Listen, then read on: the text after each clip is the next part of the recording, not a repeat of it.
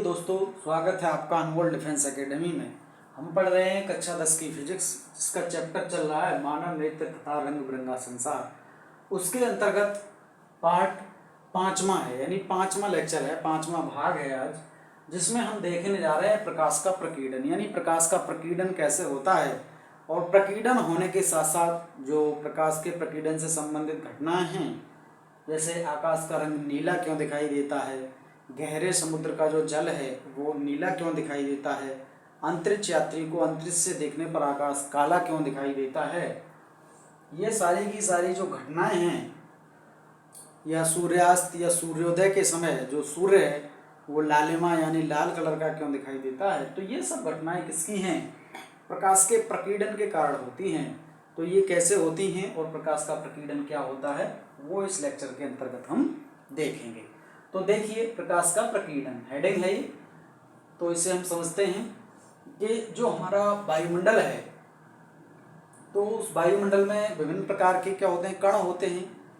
जैसे धूल के भी कण हैं, धुएं के भी कण हैं, जलवाष्प के भी कण हैं। उस कणों से जब प्रकाश टकराता है तो टकराने के पश्चात वो कण क्या है, प्रकाश का प्रकीर्णन कर देते हैं, यानी प्रकाश को फैला देते हैं। एक तरह से प्रकाश का फैलना ही क्या है, प्रकाश का प्रकीर्णन कहलाता है। तो देखिए, प्रकाश जिस मार्ग से होकर गुजरता है उस मार्ग में कोलाइडी विलयन के कण हों तो वे प्रकाश को प्रकीर्णित कर देते हैं। कोलाइडी विलयन के कण क्या होते हैं? 1 नैनोमीटर से लेकर 100 नैनोमीटर तक के जो कण होते हैं उसको कोलाइडी कण कहते हैं। इन्हें हम अपनी आंखों से भी नहीं देख सकते, ये अत्यंत सूक्ष्म होते हैं। ठीक है, इसको सूक्ष्मदर्शी की सहायता से देखा जाता है। तो प्रकाश जिस मार्ग से गुजर रहा है उस मार्ग में यदि छोटे छोटे कण हों, यानी कोलाइडी कण हों, तो उन कणों से प्रकाश जब टकराता है तो वे कण प्रकाश का प्रकीर्णन कर देते हैं। इसे ही प्रकाश का प्रकीर्णन कहते हैं। यानी जब प्रकाश गुजर रहा है छोटे छोटे कणों से होकर वायुमंडल में, तो जब छोटे से कण पर प्रकाश टकराएगा जाके, तो वो कण जो है रिफ्लेक्ट कर देंगे या प्रकीर्णन कर देंगे उस प्रकाश का। तो इसे ही प्रकाश का क्या कहते हैं, प्रकीर्णन कहते हैं। जैसे ये देखिए, ये सूर्य था, सूर्य से जब प्रकाश की किरण चली, इस तरह चली, यहाँ कोई कण मिला छोटा सा, तो वहां से क्या हो गया, प्रकाश का प्रकीर्णन, इधर उधर को फैल गया प्रकाश। ऐसे ही दूसरी किरण इधर को चली, इधर भी कोई कण मिला, वहां से भी प्रकाश का क्या हो गया, प्रकीर्णन हो गया, यानी प्रकाश जो है फैल गया। अब देखिए, प्रकीर्णन के उदाहरण क्या हैं? जैसे टिंडल प्रभाव है, ये भी प्रकीर्णन का उदाहरण है। आकाश का रंग नीला दिखाई पड़ना, ये भी प्रकीर्णन का उदाहरण है। गहरे समुद्र का जल नीला दिखाई पड़ना, ये भी प्रकीर्णन का उदाहरण है। सूर्योदय तथा सूर्यास्त के समय सूर्य का रंग लाल दिखाई देना, ये भी किसका उदाहरण है, प्रकीर्णन का उदाहरण है। ये सारे के सारे प्रकीर्णन के उदाहरण हैं। अब प्रकीर्णन की तीव्रता देखते हैं, यानी किस कलर का प्रकीर्णन सबसे ज्यादा होगा, ये डिपेंड करता है प्रकीर्णन की तीव्रता पर। प्रकाश के प्रकीर्णन की तीव्रता किरण की तरंग दैर्घ्य के चतुर्थांश के व्युत्क्रमानुपाती होती है। यानी देखिए, IS बराबर IS इनवर्सली प्रोपोर्शनल होता है 1/λ⁴। यानी ये 1/λ⁴ है, इसलिए जो तरंग दैर्घ्य का व्युत्क्रमानुपाती बोल रहे हैं। यदि ये डायरेक्ट होता 1/, ना हो गया, ये डायरेक्ट λ⁴ होता, यानी ऐसे होता IS बराबर λ⁴, तो इसको बोलते हैं प्रोपोर्शनल केवल, या डायरेक्टली प्रोपोर्शनल बोलते हैं। और ये 1 के टर्म में, इसलिए इनवर्सली प्रोपोर्शनल या व्युत्क्रमानुपाती कहते हैं इसे। ठीक है, तो प्रकाश के प्रकीर्णन की तीव्रता किरण की तरंगदैर्घ्य लैम्डा है, यानी प्रकाश के प्रकीर्णन की तीव्रता किरण की तरंगदैर्घ्य लैम्डा की चतुर्थ घात 4 घात लगी हुई है के व्युत्क्रमानुपाती होती है। इसका मतलब ये हुआ कि जो हमने कलर पढ़ा था VIVGYOR, जो ये कलर पढ़े थे साहब, उनमें इसकी जो लैम्डा थी, इसकी लैम्डा कम थी और इसका जो लैम्डा था वो ज्यादा था। तो जिसका लैम्डा कम होगा, ये लैम्डा जो कम होगा, उसका प्रकीर्णन ज्यादा होगा। यानी प्रकाश का जो बैंगनी कलर है, वॉयलेट है, उसका प्रकीर्णन सबसे ज्यादा होगा, और जो रेड कलर है उसका प्रकीर्णन कम होगा। क्यों कम होगा रेड कलर का प्रकीर्णन? क्योंकि इसका लैम्डा ज्यादा है, इसका 7000 था लैम्डा।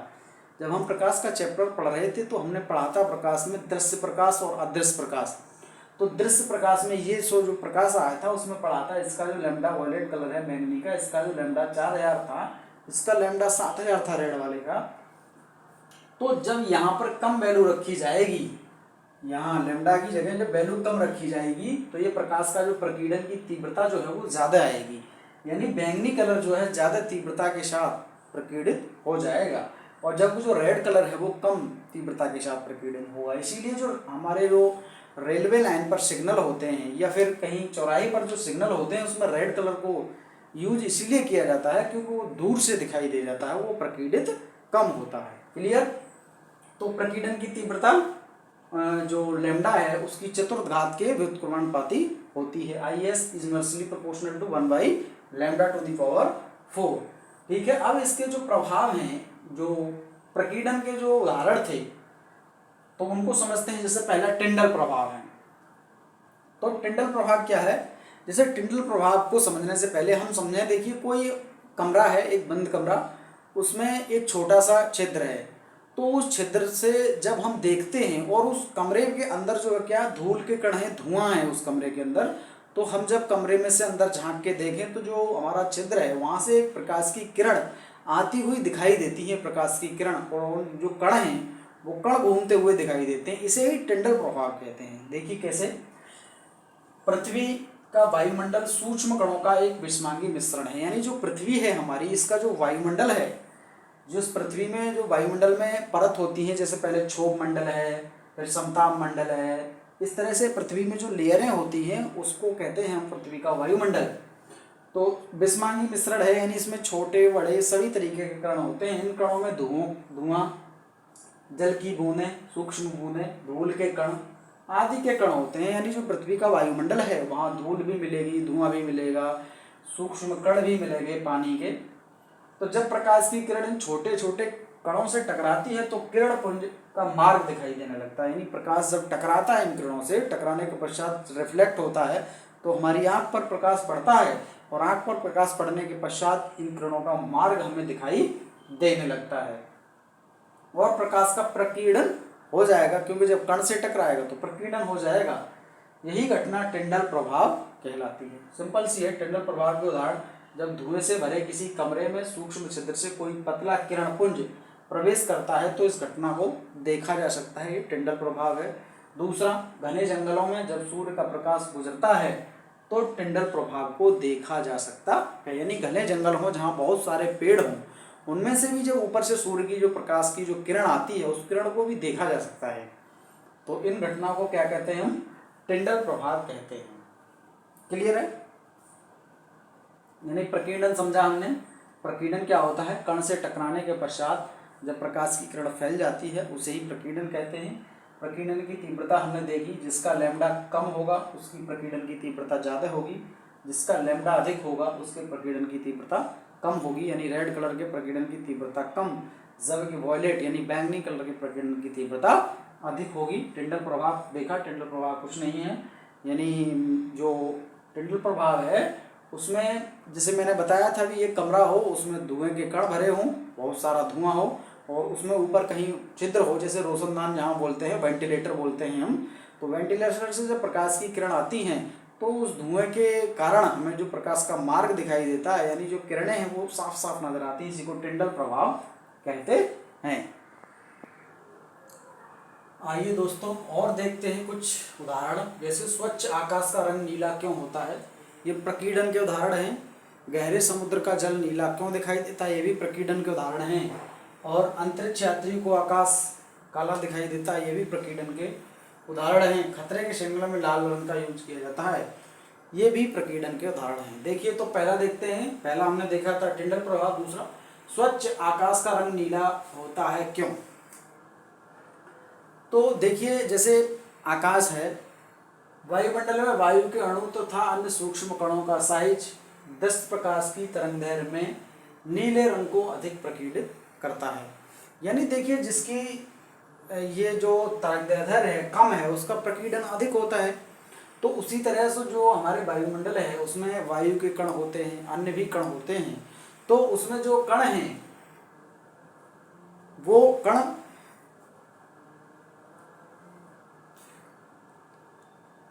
आइए देखते हैं। ये जो पहला हमने टिंडल प्रभाव देखा था, फिर से देखते हैं। अब देखते हैं स्वच्छ आकाश का रंग नीला होता है क्यों। तो स्वच्छ आकाश का रंग नीला होता है। क्यों? वायुमंडल में वायु के कण हैं और अन्य भी कण हैं, तो ये जो कण हैं वो नीले कलर को अधिक प्रकीर्णित करते हैं अन्य कलरों की तुलना में। जैसे कलर और भी हैं, जैसे विबग्योर हमने देखा था, BIVGYOR, BIVGYOR, विबग्योर। तो इसमें जो इसकी वेवलेंथ है वॉयलेट यानी बैंगनी की कम है, रेड की अधिक है। तो जो हमारे यानी वायु के कण हैं, अन्य सूक्ष्म कण हैं, तो जो जिनका तरंग दैर्घ्य कम है या जो हमारा ये नीला प्रकाश है, ब्लू है, उसको अधिक ज़्यादा प्रकीर्णित करते हैं। लाल वर्ण के प्रकाश की तरंग दैर्घ्य नीले की तुलना में, यानी जो लाल वर्ण है इसका तरंग दैर्घ्य ब्लू की तुलना में 1.8 गुना होती है। इसलिए इसका जो रेड कलर है इसका प्रकीर्णन कम होता है, ब्लू का प्रकीर्णन अधिक हो जाता है। तो जिसका प्रकीर्णन ज़्यादा होगा हमें चीज़ वैसे ही दिखाई देने लग जाएंगी, क्योंकि ब्लू कलर का प्रकीर्णन अधिक होता है, इसीलिए जो स्वच्छ आकाश है वो नीला दिखाई देने लगता है।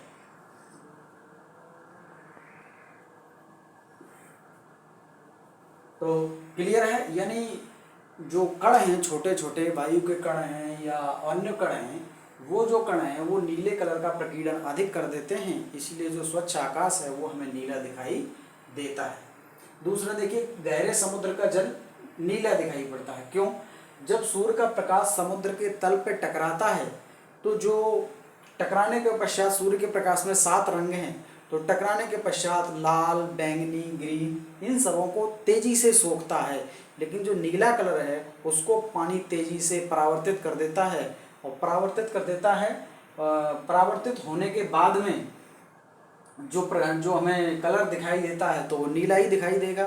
तो नीला दिखाई देता है, इसलिए गहरे समुद्र का रंग नीला दिखाई देने लगता है। देखिए थ्योरी लिखेंगे कैसे। जब सूर्य का प्रकाश समुद्र तल पर पड़ता है तो समुद्र के जल नीले रंग की अपेक्षा लाल, पीला, बैंगनी आदि रंगों को अधिक तेजी से सोख लेते हैं और नीले रंग का प्रकीर्णन कर देते हैं, यानी बाकी कलरों को सोख जाते हैं और जो नीला कलर था उसका प्रकीर्णन कर देते हैं।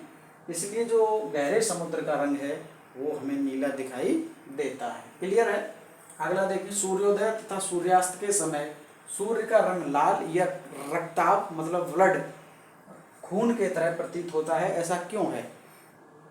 तो देखिए, जब सुबह सूर्योदय होता है या शाम को जब सूर्यास्त होता है तो सूर्य जो है बिल्कुल क्षितिज में होता है, मतलब हमें ऊपर नहीं देखना पड़ता है एकदम ऊर्ध्वाधर, हमें हॉरिजॉन्टल यानी क्षितिज डायरेक्शन में देखना पड़ता है। तो जब क्षितिज डायरेक्शन में देखते हैं हम, तो जो प्रकाश है उसको पृथ्वी के वायुमंडल की मोटी परतों को पार करना पड़ता है, और जब वायुमंडल की मोटी परतों को हम पार करेंगे तो पार करते समय ये नीले, बैंगनी आदि कलरों का प्रकीर्णन हो जाता है, और चूंकि जो रेड कलर है उसकी तरंगदैर्घ्य ज़्यादा होने के कारण उसका प्रकीर्णन कम होता है, तो हमें केवल लाल कलर ही दिखाई देता है, बाकी सब कलर इधर उधर फैल जाते हैं, हमारी आँख को केवल रेड कलर ही नज़र आ पाता है। क्षितिज के समीप स्थित सूर्य से आने वाला प्रकाश हमारे नेत्रों तक पहुंचने से पहले वायुमंडल की वायु की मोटी परतों से गुजरता है। क्षितिज के समीप नीले तथा कम तरंगदैर्घ्य वाले प्रकाश का प्रकीर्णन हो जाता है, इसीलिए सूर्योदय तथा सूर्यास्त के समय जो सूर्य का रंग है वो लाल दिखाई देता है, यानी जिसकी तरंगदैर्घ्य ज़्यादा है हमें वही दिखाई देगा। इसी का सेम कंसेप्ट सिग्नल में आता है कि खतरे के सिग्नलों में रेड कलर यूज किया जाता है। तो क्यों रेड कलर यूज करते हैं? क्योंकि रेड कलर जो है उसकी तरंगदैर्घ्य ज़्यादा होती है, उसका प्रकीर्णन कम होता है, इसलिए जो यानी कोहरे के समय में या और भी किसी कारण से धुआं टाइप का हो जाए उस टाइप में भी जो रेड कलर है वो हमें काफ़ी दूरी से दिखाई दे जाता है, इसलिए हम सिग्नलों में, खतरे के सिग्नलों में लाल कलर का उपयोग करते हैं। तो सेम कंसेप्ट यही है सूर्योदय तथा सूर्यास्त का, यानी क्षितिज के समीप में जब प्रकाश की किरणें हमारी आंख तक आती हैं तो अन्य कलरों का क्या हो जाता है, प्रकीर्णन होता है। क्योंकि जो रेड कलर है उसकी तरंगदैर्घ्य ज़्यादा है, इसलिए उसका प्रकीर्णन कम होगा और वो हमारी आंख तक आसानी से आ जाएगी, इसलिए जो है सूर्योदय तथा सूर्यास्त के समय जो सूर्य का रंग है वो लाल दिखाई पड़ेगा। क्लियर है? अगला देखिए, अंतरिक्ष यात्री को आकाश काला दिखाई पड़ता है। इसको बुक की सहायता से भी आप पढ़ सकते हैं, समझ सकते हैं चीज़ों को। बुक भी प्रीफर करें, बुक से भी पढ़ें। अंतरिक्ष यात्री को आकाश काला दिखाई देता है, ऐसा क्यों है? देखिए, तो चूंकि अंतरिक्ष में वायुमंडल नहीं है, तो जहाँ वायुमंडल नहीं होगा वहाँ कोई कण, धूल कण कुछ भी नहीं होगा, और वहाँ कुछ भी नहीं होगा तो प्रकाश का प्रकीर्णन नहीं होगा। यानी जब तक प्रकाश किसी कण से नहीं टकराएगा तब तक प्रकीर्णित नहीं होगा। जब वायुमंडल ही नहीं है, अंतरिक्ष है, अंतरिक्ष में वायुमंडल नहीं होता है, तो अंतरिक्ष में जब वायुमंडल नहीं है तो वहाँ किसी के कण नहीं होंगे, और जब किसी के कण नहीं होंगे तो प्रकाश किसी कण से टकराएगा नहीं। जब कण से टकराएगा नहीं तो उसका प्रकीर्णन नहीं होगा और हमें उसका मार्ग दिखाई नहीं देगा। इसलिए जो है अंतरिक्ष से जब आकाश को देखते हैं तो वो हमें काला दिखाई देता है, क्योंकि वो प्रकाश टकराएगा ही नहीं, और टकराएगा नहीं तो हमें कुछ भी दिखाई नहीं देगा, काला दिखाई देता है। यही कारण है कि वहाँ वायुमंडल नहीं है, इसलिए अंतरिक्ष यात्री को आकाश काला दिखाई देता है। खतरे के सिग्नल में लाल रंग का यूज इसलिए किया जाता है क्योंकि जो खतरे के सिग्नल होते हैं वो क्षितिज के समीप स्थित होते हैं, और वहाँ पर बैंगनी आदि कलरों का जो है प्रकीर्णन अधिक हो जाता है। क्योंकि लाल रंग की तरंगदैर्ध्य ज़्यादा होने के कारण उसका प्रकीर्णन कम होता है, और प्रकीर्णन कम होने के कारण वो दूरी तक दिखाई देता है। कोहरा के समय भी लाल कलर दूर से देखा जा सकता है, इसलिए खतरे के सिग्नलों में भी लाल कलर का यूज किया जाता है। तो दोस्तों, ये कुछ प्रकीर्णन के उदाहरण थे, प्रकीर्णन था। उम्मीद करते हैं आपको समझ में आया होगा। वीडियो पसंद आई हो तो वीडियो को लाइक करें, चैनल पर नए हो तो चैनल को सब्सक्राइब करके बेल आइकन दबा लें, जिससे आने वाले वीडियोस का नोटिफिकेशन आपको टाइम टू टाइम मिलता रहेगा। धन्यवाद।